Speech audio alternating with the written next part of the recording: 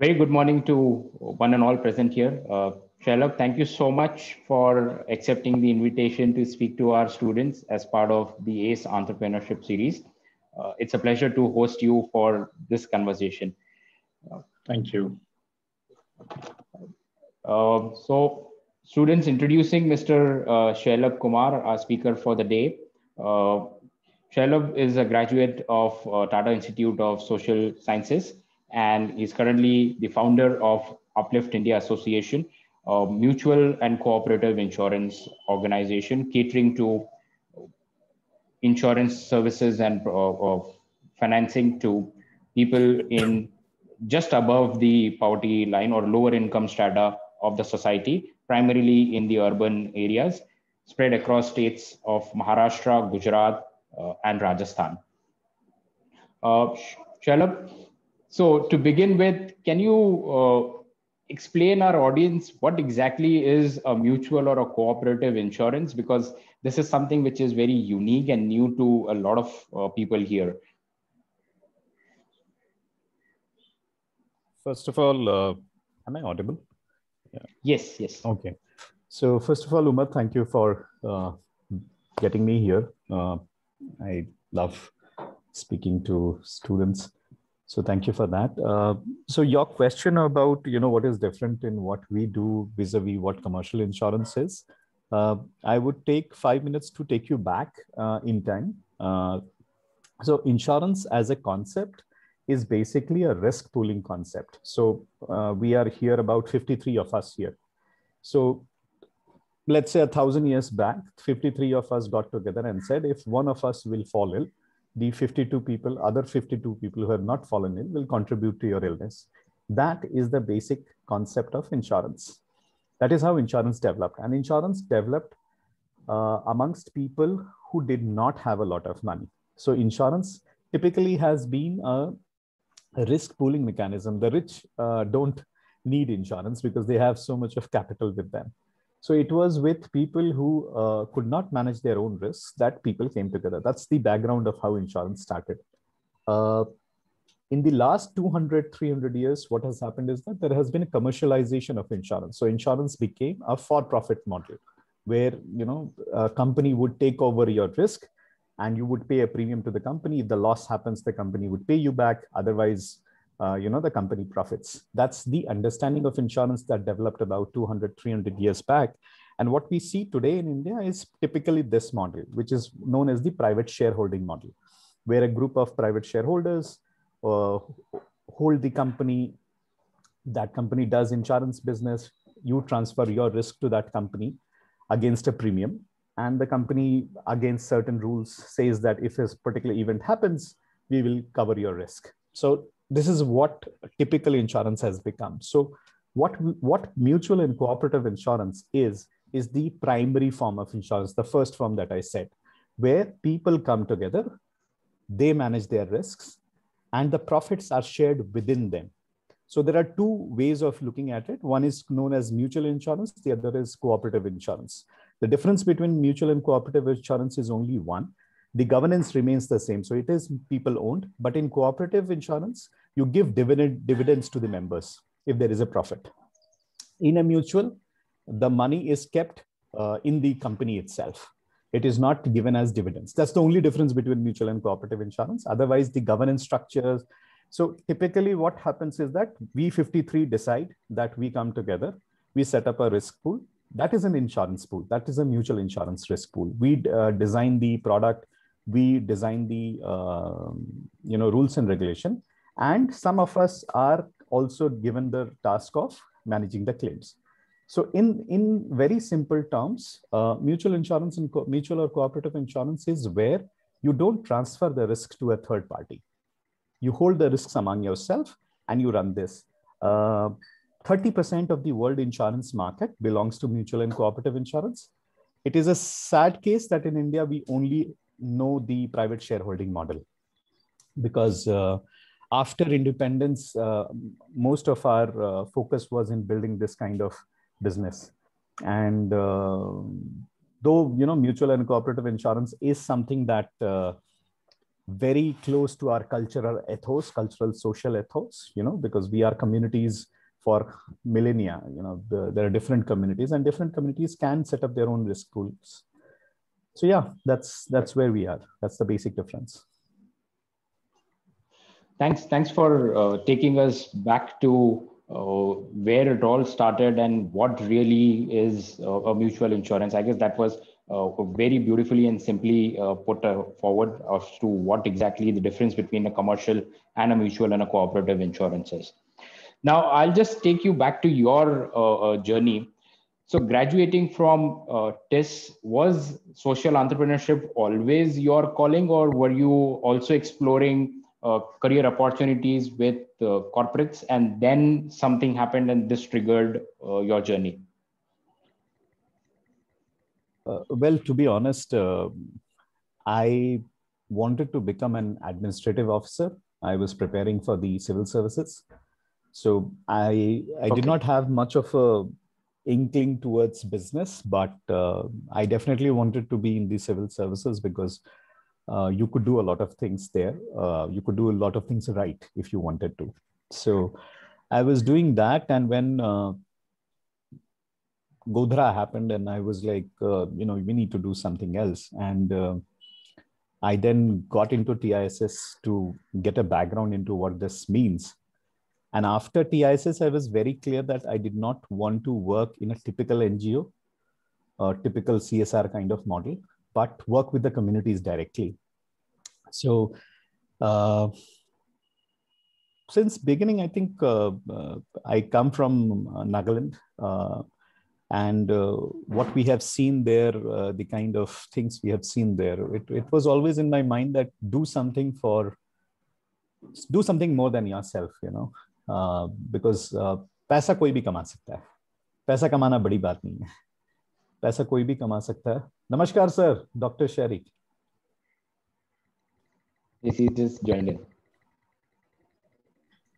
So पैसा कोई भी कमा सकता है, लेकिन अगर आप कुछ और कर सकते हो, if you can do for others also, it will make sense. And I think TIS, my work in TISS, I was working on a program called, as part of my internship, I was working on a program called Mahila Rajsatta Andolan, where we were working with women who had become Gram Panchayat leaders in tribal areas in Maharashtra, but did not really have the wherewithal to execute their duties, because many of these women came from tribal backgrounds and they did not had the opportunity to, while they were elected, they didn't have the powers. So the actual powers were vested with somebody else in the villages. So working with Mahila Rajsatta Andolan and all that, I realized that beyond government and the corporate structure, unless people come together, nothing is going to really change. Government will always be a top-down approach. Corporate will be always a for-profit driven approach. Nothing wrong in that. But there are things beyond this top-down and for-profit approach that need to be developed. And I saw that firsthand in Mahila Rajsatta Andolan. When we were working with women, we realized that women form one of the most powerful vehicles of change in a country like India. And yeah, so very inspired by what I learned from women. And I think my journey has been primarily influenced by what I have learned from the wisdom of women on the ground. Okay, so your internship or an opportunity to work with the tribal women in districts of Maharashtra actually triggered you to get into social entrepreneurship, and of course the unfortunate incident that you mentioned here.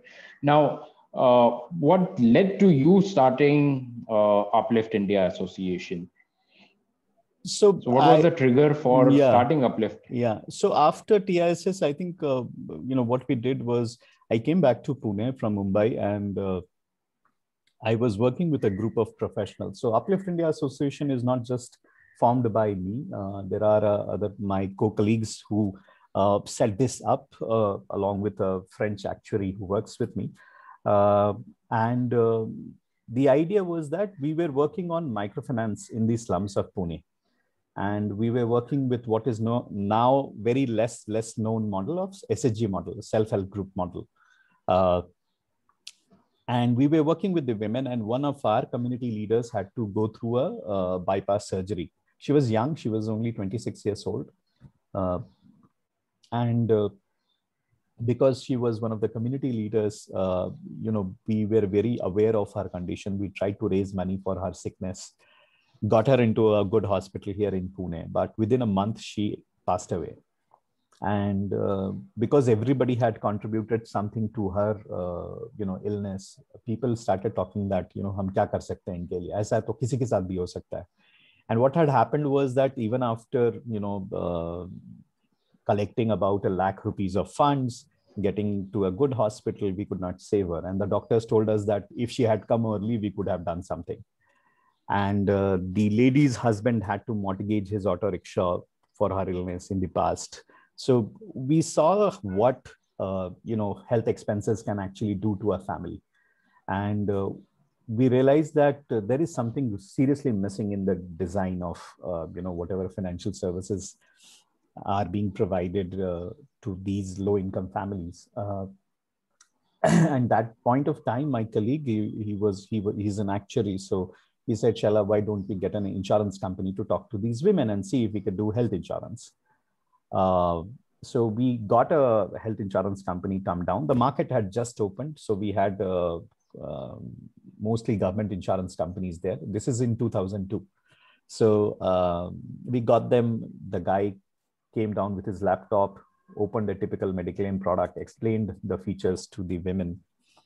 And after hearing him patiently, one of our elderly ladies, she gets up and says, I understand all this, that I fall ill, you give me money and things like that. What happens to my money when I don't fall ill?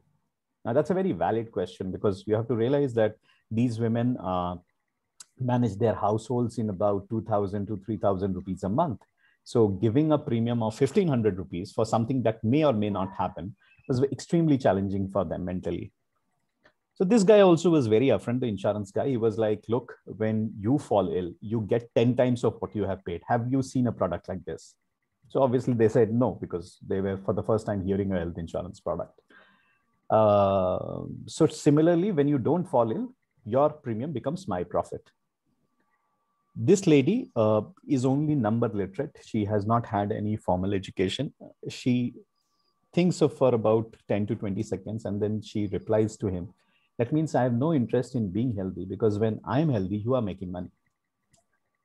And that was a kind of an insight that, literally flabbergasted me. I was like, wow, we guys come with so much of, background in education and things like that. And I could never think something like that.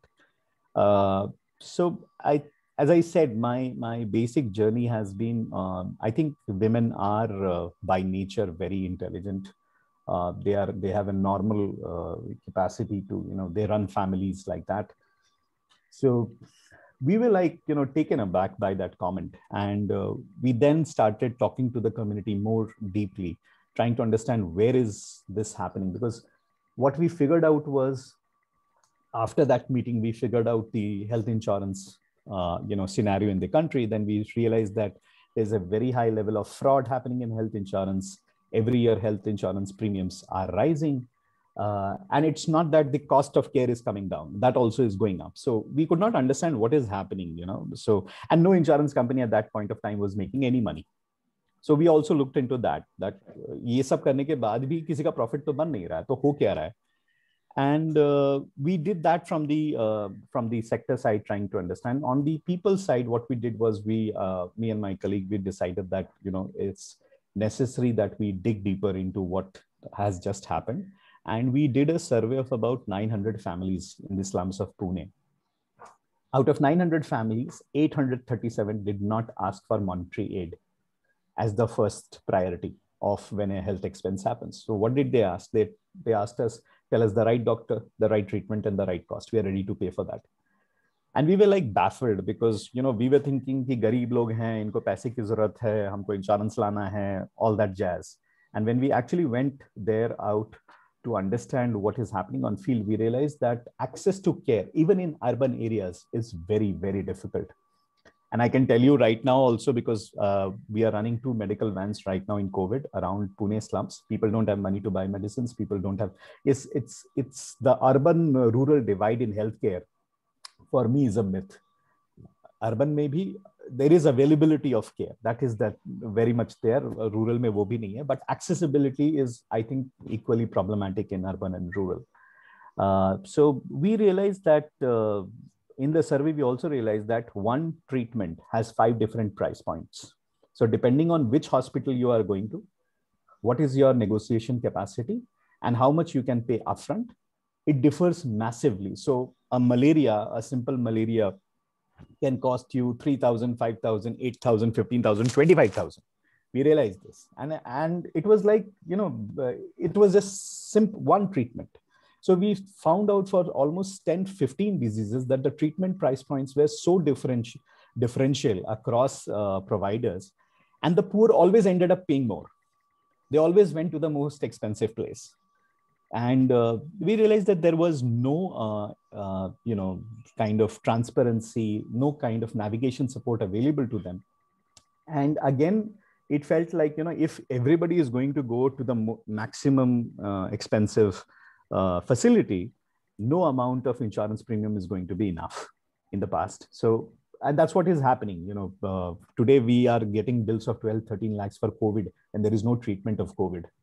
So the way the health sector works in India, while we have one of the best doctors, one of the best facilities in the world, our medical infrastructure system, when it comes to the poor, is extremely, topsy-turvy. So yeah, that's where we thought about doing something like this. Okay, so a very interesting start to the journey, right from the conversation between the insurance service provider and the lady and the actuary at your end, and then subsequent questions and follow-up and the primary survey that you undertook. So how did you decide then, okay, this could be a model that you can adopt from an Indian perspective? Because if I understand, at that particular point in time, there were not many or enough references of something like this happening in the country. So what led you to think that, okay, this could be the solution to some of these issues? Umar, I have a learning which I wanted to share, which I think is still true today also, because we are so bombarded with information. Once you realize that something works, put all your whole heart and soul into it. Because, if you keep looking at everywhere else, you will be confused. There's too much of information bombarding happening.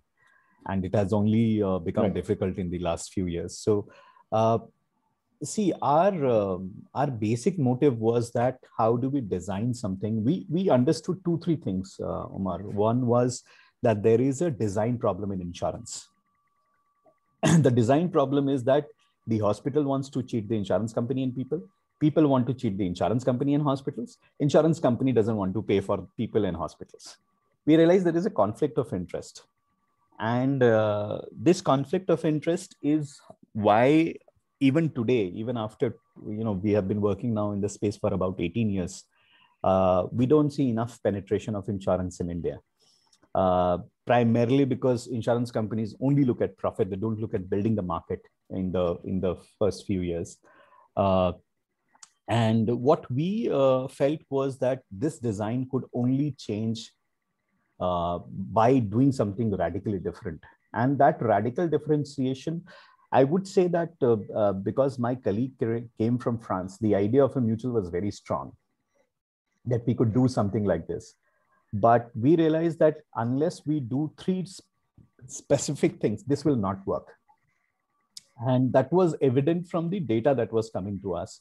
So one was that आप fraud कैसे बचाओगे health insurance में? Because fraud बहुत होता है. People, लोग खुद जाते हैं hospital में कहते हैं हमारा bill इतना का बना दीजिए, हमारे पास insurance है. And typically, everybody knows about this. Then hospitals, the moment they come to know that you are insured, your bill gets inflated.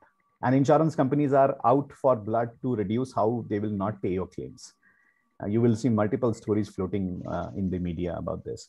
So I think what we decided was that, we'll make 3 changes. One, we will remove the insurer and people. We will make this one. And that is where the mutual model came in handy, because in the mutual model gave us that space where the insured and the insurer are the same. So people who pool in their premium are also responsible for that insurance. So that was one of the principles. So these were principles. We did not know whether this will work or not. I'll be very blunt with you. We had no clue this will work or not when we started.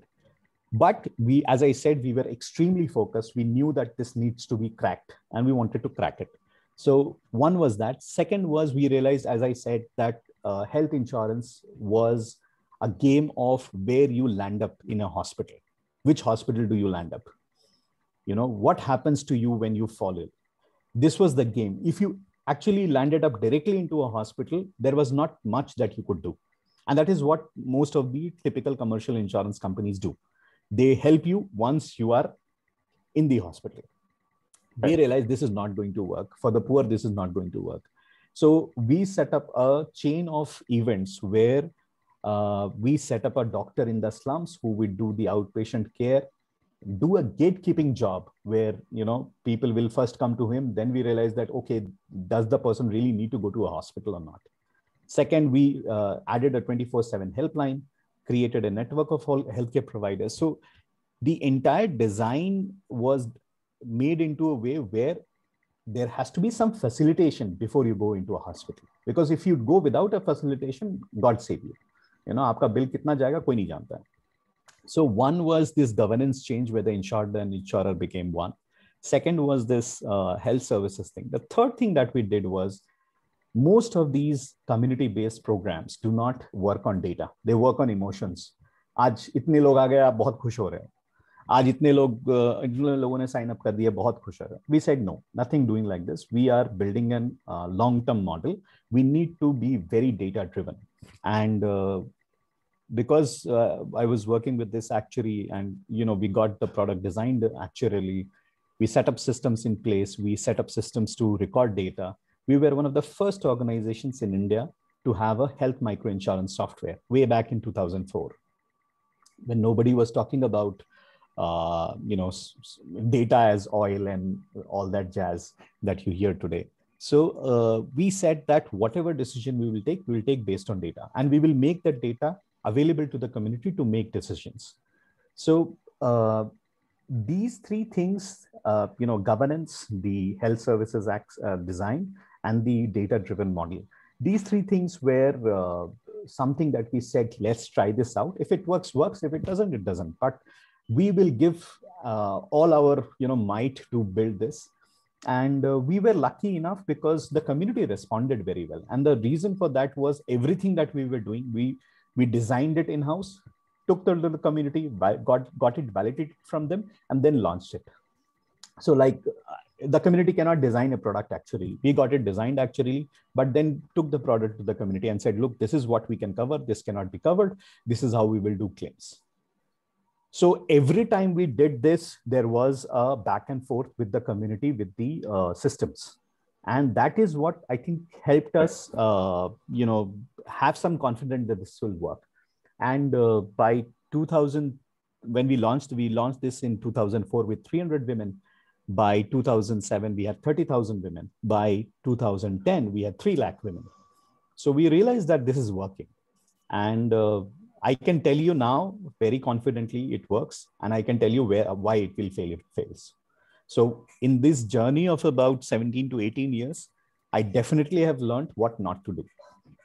Itna to samajh mein aa gaya. What not to do. What not to do. Okay. Because there are many things that can go wrong. Right. So, one point that you raised here in terms of insurance company wanting to make money right at the start, and which is something, in fact, the speaker yesterday also spoke on, that when you're looking at starting your business, please don't run after making money in the initial few years. Get your Mr. Pritesh Patel. So he's a digital marketer, out media guy. But this is something that he very clearly highlighted, that don't run after making money. Get your proof very strong, get your concept clear, get your knowledge database in place, and then gradually build up over it. So thanks. We get this is something that is getting reiterated and makes sense for these young minds here to not run after money, but run after getting your core stronger. Yeah, I think apart from that, there is yeah, one sorry. thing that I just wanted to pitch in. One thing is that, there is this myth that you have to earn money. If you are honest to what you're doing, money comes. I have seen that. Right. You just have to be tenacious. Tenacity is of very high importance in whatever you do. If you're tenacious enough, money comes. But if you're not, then yes, you'll have to run after money, and then you do silly things trying to, do anything to earn the money. Right. Thanks. I guess even Shariq sir is a very strong proponent of this particular fact, and he's been very tenacious all his life. So thanks for reiterating and reinforcing the importance of tenacity here. Coming to your aspects, questions of three important things that you highlighted. One was governance, two was data, and three was pre-intervention rather than post-intervention.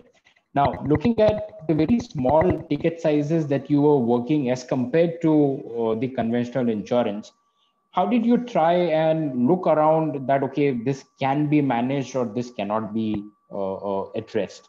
And when you say that you have had a very,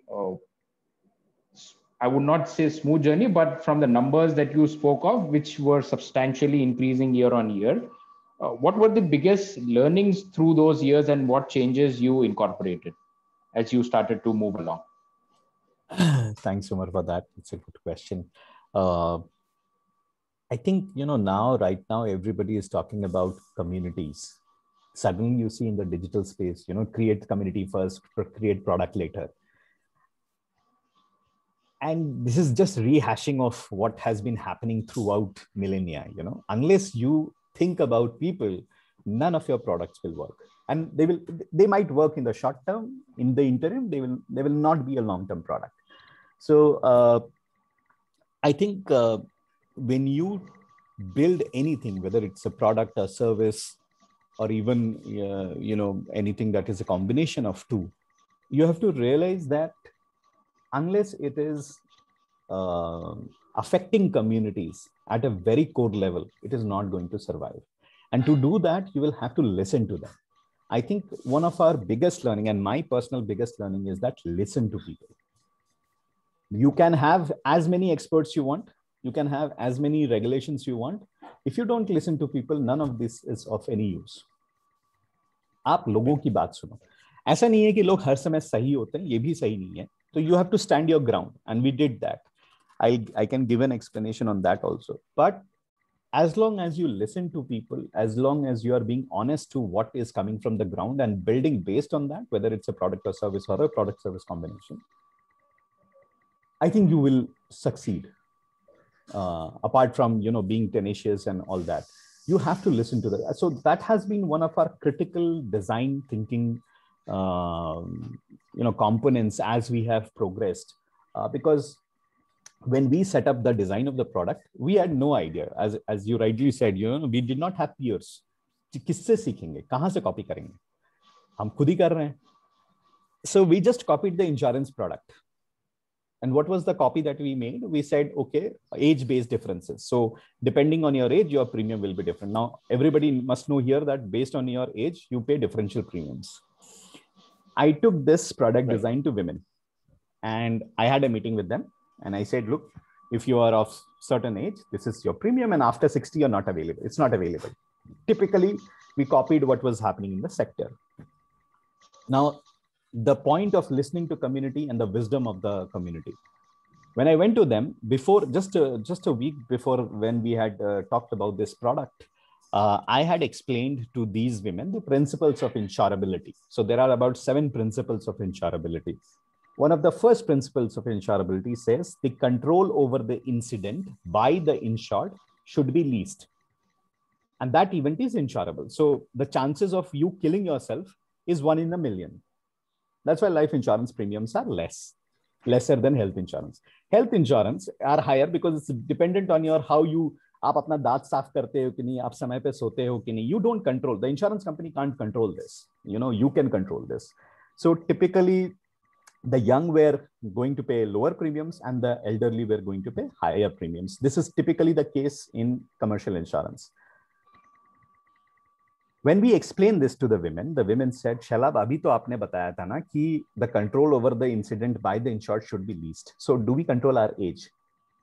And I was like, where do they get this kind of, buddhi kahan se aati hai inko? Hame kyun nahi aati? So I have been constantly amazed by this. The same thing happened with C-sections. So by design, no C-section is covered in any health insurance product. Again, when we went to the women, they said, कौन सी औरत अपनी पेट पे चीरा लगाना चाहती है? वो तो डॉक्टर कहता है. आप डॉक्टर को कंट्रोल करो, हमको क्यों कंट्रोल कर रहे हो? So if you see, so today, after 18 years of running this product, our product does not have age-based premiums. Whether you are 3-day-old or you're 80-year-old, you pay the same premium, and nobody is excluded because of age. And that's the wisdom that comes from people. Okay. So every time, everything that we have done has come by taking problems to the community and solving it together. I think many people think they can solve on their own. Maybe they can because they are scientists. They can have insights that communities don't have. But typically in a community oriented product, you can receive a lot of wisdom from the community itself that you're wanting to serve. So I think doing that and constantly looking at data, I think, so yeah, I'll tell you one design that we made very different, that's very unique to Uplift, is claims are decided by the people here. So while you are in an insurance company, you have underwriters looking at the claims and deciding who should get what. We also have underwriters who check the claim, but the final decision is taken by the community. Why we did that? Because we said this is people's money and people should run it. The problem with this wording is that this can go haywire unless you put systems into place. आप मेरे भाई को दे दो, मेरे साले को दे दो, मेरे जीजा को दे दो, ये बहुत चलता है इंडिया में. Right. So भाई भतीजावाद जिसको हम बोलते हैं, बहुत common इंडिया में. So how do you bring systems into community was a very big challenge. And always said was, let's put data in front of the community. कितना पैसा है, कितना claims आया है, कितने को देना चाहिए, किस basis पे देना चाहिए, ये सारी चीजें we opened up to the community. And okay. I think that while it was very difficult to explain that in the beginning, but we have been doing it for 18 years now. And I think this data-driven model, apart from listening to the communities, is something that has saved us. So when we started in 2004, Umar, there were 55 such programs that were running. Not exactly what Uplift was doing, but they used to call themselves community-based health schemes. Today, only 3 of them last, as in who have started long back, and only 3 have lasted. We are one of them, and we are unique in the sense we do not transfer our risk to an insurance company. Others have even done that in the past. So I think constantly listening to the community and keep revising your product year on year basis. So all the services that I'm talking about, whether it was the OPD service, the 24/7 helpline, the health screening, now we have added medicines to it. All this has come from community. We used to take 30 days to settle a claim because the committee used to meet once a month. Today, we do it in 2 hours. Wow. So using technology. So, but that again, the demand came from the community that ये लंबा हो रहा है. अभी हमको rules समझ में आते हैं. आप इतना समय क्यों लगा रहे हो? So what I'm saying is that everything else is manageable. What really matters is when you listen to your customers, clients, and you actually, keep engineering your processes and allow dissent to happen. I think हमारे structures ऐसे हो जाते हैं कि हम कहते हैं नहीं ये तो ऐसे ही होगा. हमने ये कभी नहीं किया. हमने हमेशा principles पे compromise नहीं किया है. Processes हमेशा change करते जाएं. तो अगर आप अपने principles पे एकदम clear हो कि principle transparency है, उसको करने के लिए कुछ भी करना पड़े, हम करेंगे. So principles versus processes. If you are very strict about your principles, but very flexible with your processes, I think you will survive. Okay. So that's another very insightful suggestion coming in. Be very firm on your principles, but be open to ideas and suggestions and incorporate as you move along, depending on what the situation may demand. Right. So while you have having a very flexible approach and ear to the ground, if I would say, where you take a lot of feedback and incorporate whatever suggestions are coming in from the community depending on their requirement. Now, while doing so, because you mentioned that we started additional services so as to make sure that the final outcome goes down. So how does an institution go about deciding on some of those requirements? And when you say that you're putting in structures, so what kind of a claim mechanism that goes in? How do you make sure that there are no moral hazards that come in? Because something that we just spoke of, everybody trying to cheat one another. So how do you think some of these aspects could be taken care or are being taken care? See, today in the age of social media, it's very easy to explain. We all know that what people show on the social media is not the truth. There is a fair understanding about that. Typically, when you work with communities, they also know kaun jhoot bolta hai, kaun nahi bolta hai. Once we put the entire decision making, see what we did, the principle was that it was people's money, people took a call to it. But the process was that it would go through the typical process, how an insurance company. So check the hospital for the bills, check the person for whether he's done fraud or not, check whether the treatment is right or wrong. And then, so the process is very, very, what should I say? Very similar to what happens in the commercial sector. But where we differed was, this is people's money. And I'll give you an example. In the 17, 18 years that we have lasted, we have had 4 cases of fraud. The insurance company only 4 cases. Yes. And you can say this is what you must have in caught. 18 years. Yeah. Many people can argue this is what you caught. Maybe, but we would, and the insurance company, I'm given to understand, underwrites about 30 to 40% of their premiums due to fraud every year. Okay. And all we did was, tell them that, look, we will take this claim to the community. It's your community. It's everybody's money. If you want to cheat, you will have to answer them. Those claims were rescinded by them. What we have seen is that people cheat when there is no transparency. People cheat when there is no ownership. People cheat when the cost of cheating is lower than getting caught. So here, if you actually made a fraud, you will be just terminated from the scheme forever, for your life. This was very clearly made to everybody that agar aap, kyunki paisa aapka nahi hai na, aapko sab log, see, this is what the beauty of a mutual is. It makes what is opaque in an insurance company completely transparent. You are paying, let's say, a premium of 100 rupees a year. If you're getting a claim of 5,000, the 4,900 rupees has come from somebody else. And this is made very clear. Whereas in a company, in a commercial company, the company is in the front. So company को cheat करते हैं. यहाँ आप अपनी community को cheat करने जाओ, करो, करके देखो. So what we have seen is that you have to be intelligent about designing such systems. And that's what, when I say systems, is that, people used to tell me कि आप औरतों को धूप में बैठा के हाथ उठा के क्यों मीटिंग करवाते हो, आप कर लो ना डिसीजन. ऐसे 55 स्कीम्स थे, उन्होंने वही किया, इसीलिए वो सब बंद हो गए. हम धूप में बैठे, हम औरतों के साथ डेटा डिस्कस करते थे, बात करते थे, हाथ उठा के मीटिंग करते थे. आज भी हम जिंदा हैं. लेकिन definitely we have progressed from settling 1 claim in 30 days to settling 500 claims in 2 hours today using technology. We have done that, but there is a hard work that goes into building this, because you again have to realize insurance and health insurance is not something that is very well known in India. आपको insurance के नाम पे LIC सूझता है, सबसे पहला company का नाम आपके मुंह पे LIC आता है, और वो भी लाइफ इंश्योरेंस, और वो भी उसमें मनी बैक पॉलिसी. तो इंश्योरेंस होता क्या है एग्जैक्टली आपको समझ नहीं आता. Now what we have done is, by building this from the bottoms up, we have created a community that understands insurance. Today, if an insurance company guys comes to them and tries to sell them a quack product. I call them quack products. जैसे quacks होते हैं वैसे quack products होते हैं. It's very difficult to fool my community members today. So the point is that we are not just building a product, a needed product. We are building a market for the future, where insurance companies, where government schemes can, flourish later.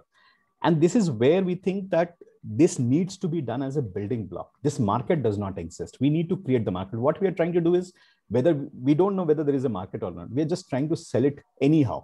आप इतना आपको income tax में छूट मिलेगा, इतना ये मिलेगा, इतना वो होगा, ये करके आप कैसे भी बेच दो उस चीज को. आपको समझ में आएगा नहीं आएगा वो अलग बात. And that is where I feel that, poor people have always been taken for a ride. I think they are one of the most, क्या बोलते हैं, जितनी चीटिंग होती है ना अमीर लोग करते हैं, गरीब लोग बहुत सीरियसली चीजें करते हैं. And that's what I see in the newspapers also. जितने बड़े बिजनेसमैन हैं वही चीटिंग करते हैं. तो और वो इस लेवल की चीटिंग करते हैं कि आप समझ भी नहीं सकते. लेकिन आप गरीब लोगों को एक्सप्लेन करके उनके साथ काम करो, उनको समझाओ. It will take time, and please note that there are no shortcuts. And a product like insurance definitely does not have a shortcut. It will take time. You might sell 2 lakh policies in a day, but you will not get those renewals next time. And ऐसा ही होता आया अभी तक कि आप बेच तो देते हो, आप रिन्यू नहीं कर पाते हो. So if you're looking for short-term profit, I don't think you should ever think of social enterprise. आप शेयर मार्केट में घुस जाओ, वो ज्यादा अच्छा है. Okay. So social enterprise, or for that matter, any other organization, as we learned yesterday as well, be in it for a long term, not necessarily a short term to make quick buck. Right. No, if you want to do that, do that. But don't be under the illusion that you are doing a short term thing and wanting to build a long term thing. Don't be under the illusion. That's all I will say. पैसा बनाना गलत बात है. Okay. बिल्कुल. Right. So, moving on from your development phase and then expansion to over 300,000 women across multiple states. Now, the awareness with regards to insurance and health insurance has also changed considerably in the past couple of decades. And now, thanks to COVID, there is at least assumed better awareness with regards to health and health insurance. How much it will actually turn, it's a different story. So what has been the experience of Uplift with COVID in terms of, because if I understand, it could be a double-edged sword for somebody like you, where awareness has certainly moved up, but the affordability factor may still be a challenge, if I'm correct on my understanding there. See, while there may be some truth to what you're saying, I'll tell you what we have experienced. Right. Now, mutuals are not supposed to withstand epidemics like COVID because of, small premiums, no external investment, no backup, no reinsurance because we are not regulated. So yeah, it does look like we are in a soup, but we are not. Okay. 2-3 reasons for that. Yeah, 2-3 reasons for that. One is that the community has built a reserve over 18 years. They're sitting on crores of rupees because whatever claim was not spent, was not distributed to anybody, was not given to anybody as profit, but it lies in their bank account. So even in a small model that we run with our sister company, Uplift Mutuals, where we have direct membership, we have paid about 55 claims like that. And the day COVID happened, we asked our community representative, should we pay? They said yes. Now the catch is, how are we able to do this? And other companies are, constantly raising their premiums. If you go to buy Corona Kavach today, it's not available. It was mandated by RDA. Sub insurance companies ने अपने website पे लिखा है कि available है. आप खरीदने जाओगे, कोई देगा नहीं आपको. देगा भी तो बहुत high pricing पे जा रहा है. मतलब something that was available in 500 is now 1500 within a year, because I understand one of the commercial public insurance companies, their claim ratio is 700% today due to COVID. So, okay. What we understood was, see, again, this is a game of, aap kahan ja rahe ho? आप लीलावती जा रहे हो, आप Apollo जा रहे हो, कहाँ रहे हो आप? So whenever somebody called us on our helpline, we made sure that the person went to the government jumbo center. Okay. वहां भी खर्च होता है, ऐसा नहीं कि वहां खर्च नहीं होता, वहां भी खर्च होता है, लेकिन this entire fear mongering that has happened कि आप वहां जाओगे तो मर जाओगे. आज लोग वैक्सीन लगाने इसलिए नहीं जा रहे हैं, कई लोग, कि हम हॉस्पिटल में जाएंगे ही नहीं. अभी हम जब ओपीडी कर रहे हैं स्लम्स में, लोगों ने 1.5 साल से किसी डॉक्टर को देखा ही नहीं है, और अगर डॉक्टर स्लम में भी आता है तो वो 10 मीटर की दूरी से उनको देखता है, जो मतलब it's a very dissatisfying process. So what we did was this handling of where the person will go. Again, this is the most critical part in actually running the insurance business. आप अगर एक hospital में जाते हो जहां आपको 3 लाख रुपए लगेगा, vis-a-vis उसी चीज के लिए आप पब्लिक या ट्रस्ट हॉस्पिटल में जाता है जहां पे आपको 35,000 रुपए लगेगा. Tell me what will survive. Every year we save about, and this is within a very small population, if I'm talking about our larger membership, which is now about 500,000 lives covered across the 3 states, it will be in crores. We save crores of money just by telling कि आप hospital A के बजाय hospital B में जाओ. 90,000 का case हम 9,000 में करवाते हैं, 3.5 लाख का केस हम 35,000 में करवाते हैं. It is all managing this within the healthcare intelligence, as we call it. तो आप अगर सीधा लीलावती में पहुंच जाओगे तो आपकी तो लीला ही हो जाएगी फिर तो. Right. So you are kind of trying to, if I can use, tag along with the existing government schemes that may be available, government infrastructure and facilities that may be available. You're just trying to use that better than what a conventional wisdom or knowledge would allow. Yes. See, what happens is that government hospitals are public money, right? Right. And why should the public not use the public money funded institution? Why should they go to private? Because public one does not give you quality, or there is a problem in accessibility. What we have been trying to do a design thing that if you go to a government hospital, we give you full reimbursement, whatever the cost is. But if you go to a private hospital, it will be about 70%. If you go to a private hospital without an emergency, it will be 50%, things like that. So there are controls built into the product which say that if there is, unless we use the public services and get the experience of how bad they are and then force the government to change it, things will not change. हमारा क्या है कि वो नहीं है तो चले जाओ प्राइवेट में. प्राइवेट में जाने के बाद आपको सब कुछ बेच देना पड़ता अपना. तो ये जो मॉडल है कि आपको पता है कि कोविड का ट्रीटमेंट नहीं, तो 12 लाख का बिल आया कहां से? Can anybody explain that? What are you charging for? Right? So if a poor person lands up into a private hospital and has to pay a bill of 12 lakh, tell me how will they pay? Middle class की हालत खराब हो गई है इस बार. So the point is there are systems available in the country. They may not be super efficient, but it is our duty also, by using it, by pressurizing the government, that you make that correct. I don't know why in this, we have become and I'm not saying what was happening in the past was right, but in this market-led economy, everything private is the solution. No, it's not. आज आप जाके देखिए slums में लोगों के पास पैसे नहीं है दवाई लेने के लिए, और आप कहेंगे कि नहीं आप प्राइवेट डॉक्टर्स के पास जाइए. एक औरत ने 3 महीने से अपनी डायबिटीज की दवाई नहीं ली है क्योंकि उसने एक डायबिटीज टेस्ट में 300 रुपए खर्च कर दिए थे. उसके पास अभी फूटी कौड़ी नहीं है. Now we have systems. We have a primary healthcare center in Pune that does not work.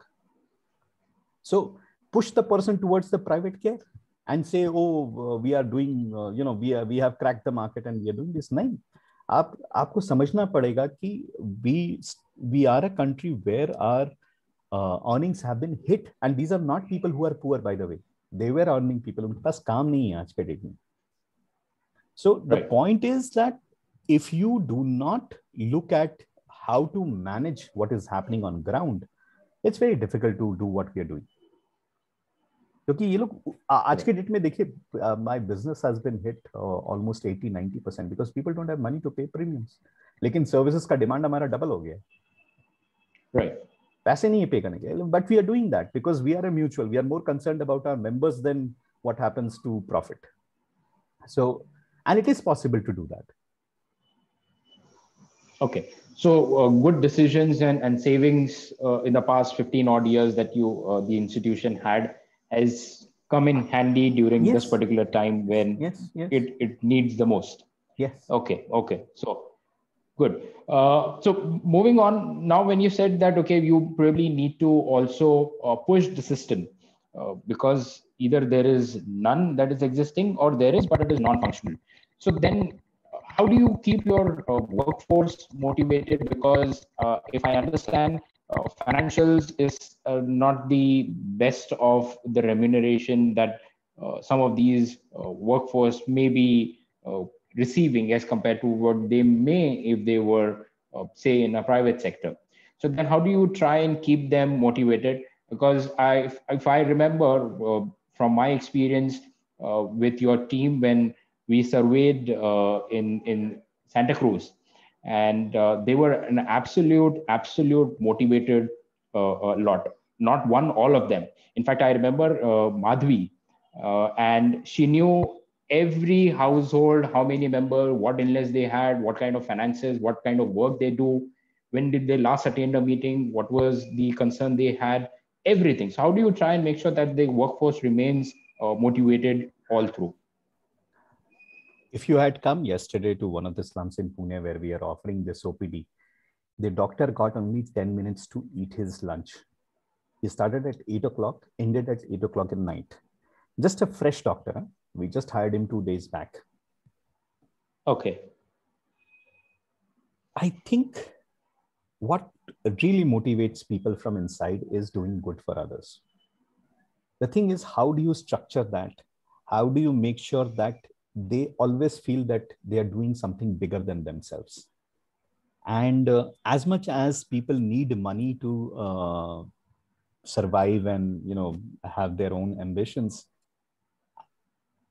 I won't say it has all been part of a very well-designed model. We have also been very lucky since beginning that somehow we have got people who are more inclined towards doing good rather than earning pots and pots of money. Whether they are the doctors that we work with, the people that are there on the board that Uplift works with.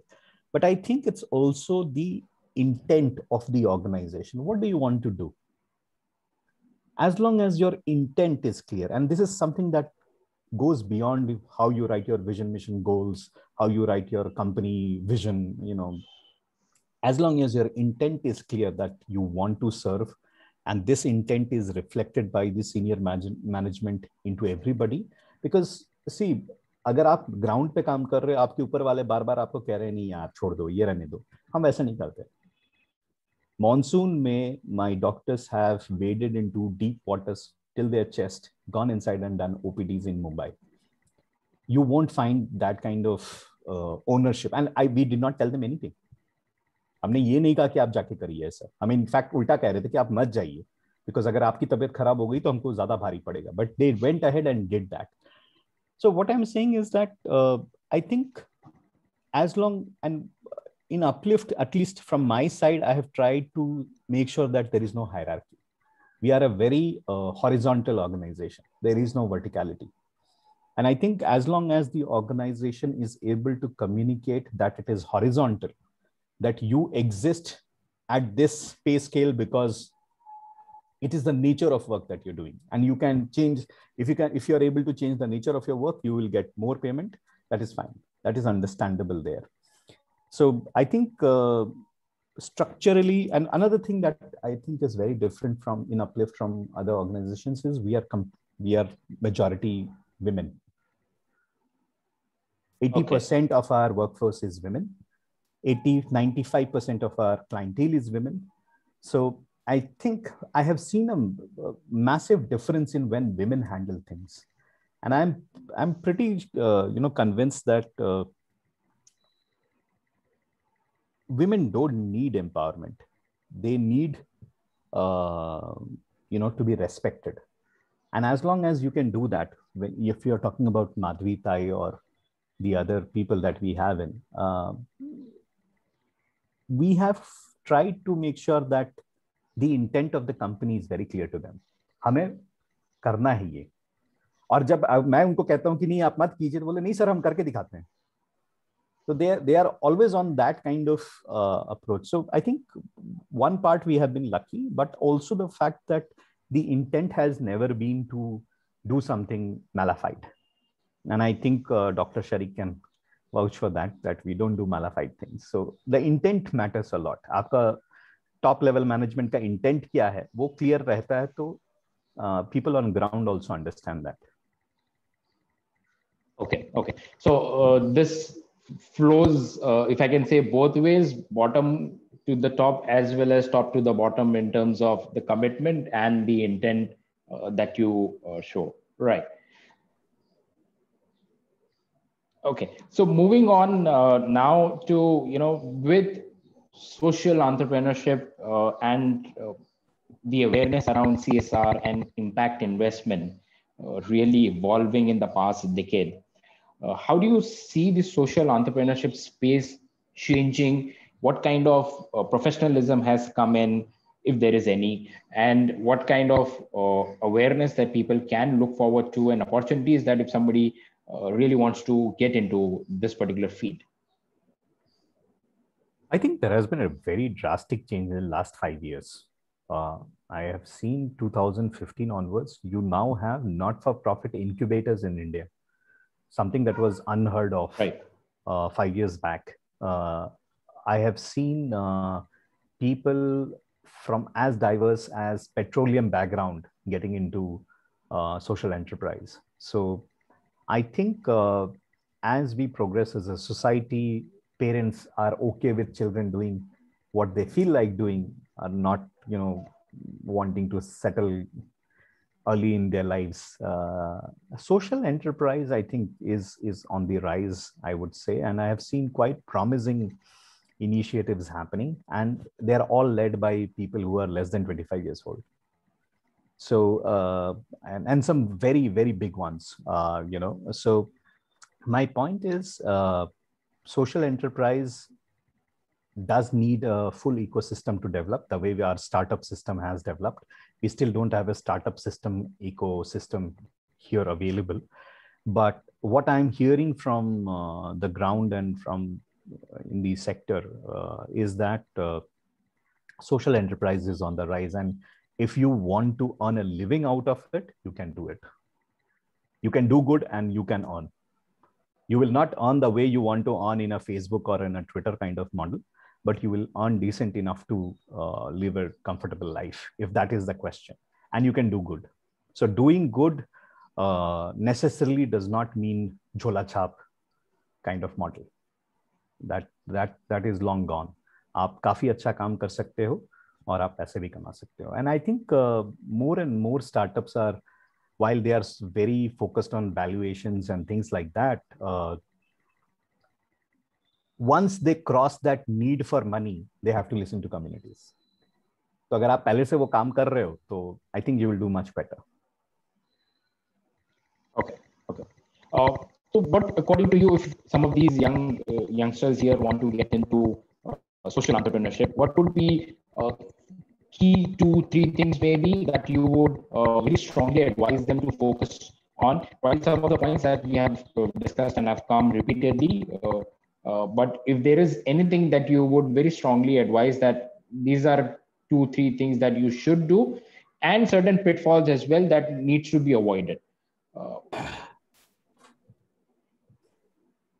I still am on a learning curve, so I do not speak here as an expert, but as one of you who wants to do something. I think you have to be constantly on a learning curve. Once you come out of the college, you think you are no more a student. I think that's a problem. ये college और school जो है सिर्फ एक institution है जिसके through आपको जाना पड़ता है, लेकिन जो सबसे बड़ा इंस्टीट्यूशन है कम्युनिटी लाइफ, उसके थ्रू तो आपको हमेशा रहना ही पड़ेगा. So I think you have to constantly learn. That is one. Second thing is, as I said, apart from tenacity, I think what I have seen is that you have to have people who will help you. And you have to spend a lot of time building those structures. I think apart from many things that we have done right, one thing is that we do have people who have helped us in our journey later or sooner. It's not that this is all done by one person and a group of people. There have been numerous people who have helped us. So I think, and networking is a buzzword. How do you build your networks? I'm not talking about those networks that get your doors open. I think somewhere it has become extremely commercialized, but building those those structures that help you when you have to fall back, I think is of extreme importance as a youngster, because आप बहुत जल्दी disillusioned हो सकते हो अगर आपके पास वो structures नहीं है तो, चाहे वो फैमिली हो, फ्रेंड्स हो, आपका बड़ा नेटवर्क हो, लेकिन आपको ये क्रिएट करना पड़ेगा, because social enterprise, as much as it sounds fancy, is not, and for that matter any enterprise is not. आपको कितना भी वो लगे कि अरे मैं तो कल का बिल गेट्स बन जाऊंगा या कल का मार्क जकरबर्ग बन जाऊंगा, ऐसा नहीं है, नहीं होता ऐसा. You have to find calling. And I think जैसे मैंने कहा ना, अगर आप अपने प्रिंसिपल्स पे स्ट्रिक्ट हो और अपने प्रोसेसेस पे फ्लेक्सिबल हो, ये बहुत इंपॉर्टेंट है सोशल एंटरप्राइज में, क्योंकि सोशल एंटरप्राइज में मोस्टली आपको प्रिंसिपल्स चैलेंज किए जाते हैं कि भाई ऐसे करना क्यों है, ये आसान तरीका, ये कर लेते हैं. तरीका आसान या डिफिकल्ट होना एक दूसरी बात होती है, प्रिंसिपल पे रहना एक अपनी बात होती है. And I think this generation also is very different from what I have seen in the past. This generation is very well informed, but the problem with information is that it does not convert into knowledge and wisdom at many times. So I think unless there is an internal process of you looking at inside while you are doing, let's say you're running a startup, but unless you reflect it inside, if there is not this process of it's going to be extremely difficult in doing what you want to do, and especially in social enterprise. Because मुझे हर दिन लगता है मैं क्यों कर रहा हूँ, ये कई बार लगता है, जितनी बार मार खाई है उतनी बार ये लगा है क्यों कर रहा हूँ, छोड़ देता हूँ, कुछ और करता हूँ, जॉब कर लेता हूँ, बहुत बार लगा है. And every time I had to go back to the first principles on which Uplift is built. And once you are clear about your first principles, you generally say, okay, karte hain. Matlab, I could have easily left this 5 years back and joined an insurance company or a donor agency or things like that. I'm still here, and I'm still we are launching a digital mutual product next month. So we are still learning on that curve. I think our work is far from over. We have so many people who don't have health insurance. So I think tenacity is one, but आपका अपना mental health भी बहुत जरूरी होता है. That's something that nobody, in this fancy glamorous world talks about. Social enterprises are extremely tough because इसमें ना आपको profit करना है, लेकिन फिर भी आपको for profit की तरह चलाना है. तो it takes a toll on you, and unless you have these support systems, it's going to be extremely difficult for you. So I think youngsters now and all of them who are here are pretty clear. मतलब ये आजकल के बंदे ना बहुत clear रहते हैं. मैंने हमेशा अभी जो देखा बात की है, बहुत क्लैरिटी है इनमें. हमारे समय में उतनी क्लैरिटी नहीं थी. आप लोग बहुत क्लियर लोग हो, लेकिन क्लैरिटी के साथ साथ वो टेनासिटी, वो फर्स्ट प्रिंसिपल्स पे अड़े रहना और अपना एक support system banana. I think ये कुछ ऐसे पॉइंट्स हैं जो आप अगर कर लेते हो अर्ली ऑन, तो I won't say it will solve it, but it will definitely become easy. Right. Thank you, Sherlock, for highlighting those key aspects here. Before I throw it open to the audience for Q&A, one last thing from my side. You just mentioned you're working on creating digital health mutual. Would you want to speak on that? And also, if you can share some insights on your School Be Well program that you're working for school kids. Okay, so I'll start with School Be Well. Realizing that we have 7,000 people falling ill falling into poverty every hour in India because of health expenses. We set this mutual model, where people can come together and do their health insurance. But then I realized that it will take me a millennia to cover the population of India. It's 1.4 billion. Today, we reach out to 500,000 people. It will take me a millennia to cover this. Why? Because one, when you're dealing with adults, you have to keep working on them. 3 years, 5 years, तब जाके उनको समझ में आता हम क्या कर रहे हैं. But if you start working with children early on, maybe this can be shortened. Maybe you can do a better job of it.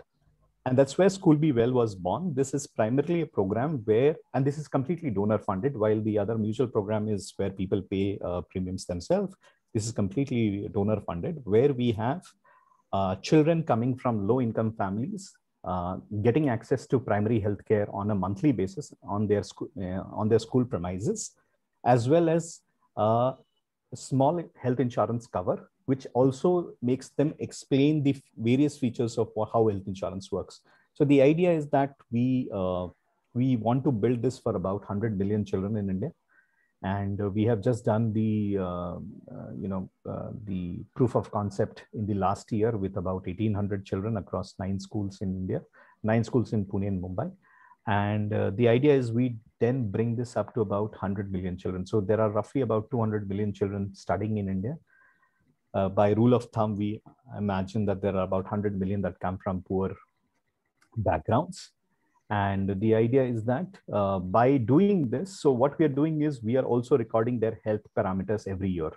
So if you want to design any health program, if the government wants to design any health program, they will become tomorrow the better clients of health insurance when they grow up as adults, because they have had an experience of health insurance. They have had an experience of taking care of their health.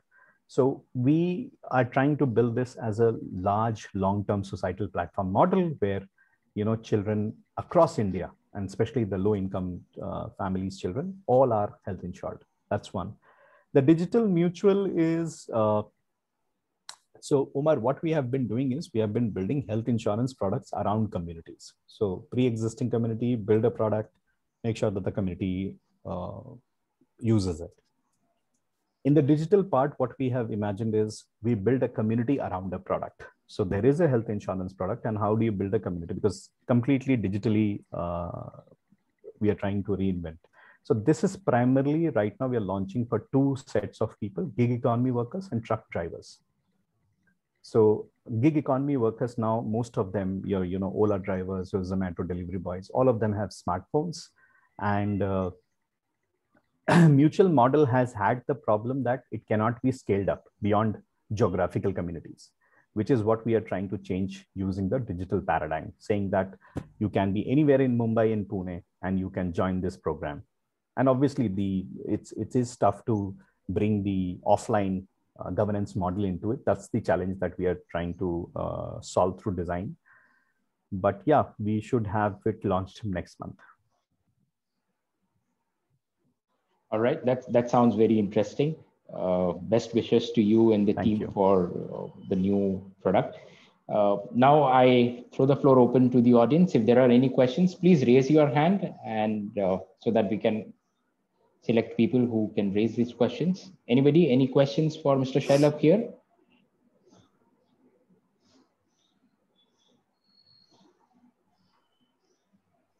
Sharik sir?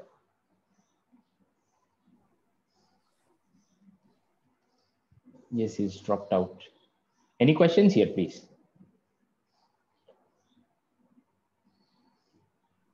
Shaja, Riddhi?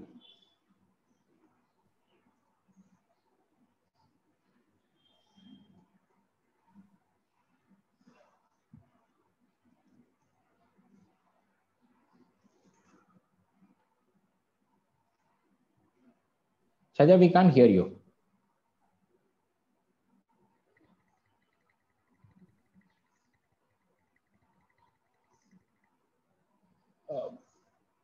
No, you're not audible, Shaja.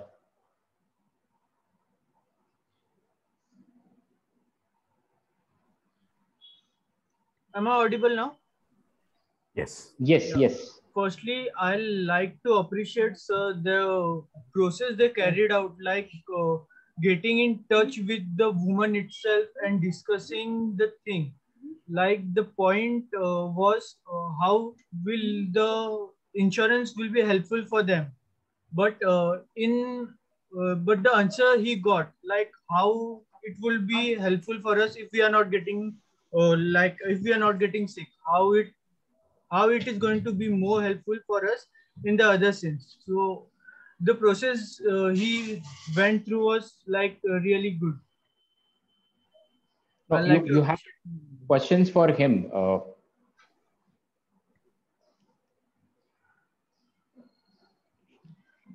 Shaija? yes, I have no question. Okay, okay, fair enough. Fair enough. Anybody else here has a question for Mr. Shalab?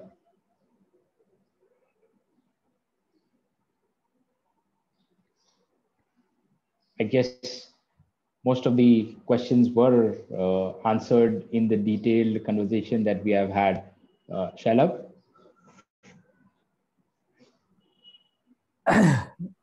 Yeah, I think your questions were quite good, Umar.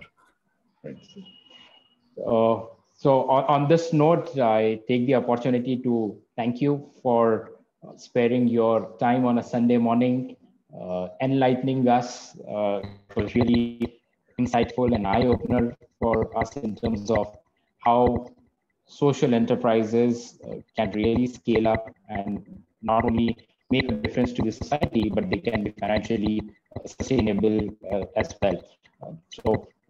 Thank you so much, Shalab, for sparing your time and speaking to us. And we look forward to an opportunity to have you on campus for a bigger interaction and a follow-up interaction, if I would say, as and when situation permits. Till then, we extend our best wishes to you and the team at Uplift India Association and for the tremendous work that they're doing, especially in the trying times that we are in. And we hope and pray that everyone remains healthy and happy. Thank you so much, Shalab. Thank you, Umar. Thank you so much. Thank you, everyone. Thank you. Bye. Bye. Yeah. Thank you, Shalab.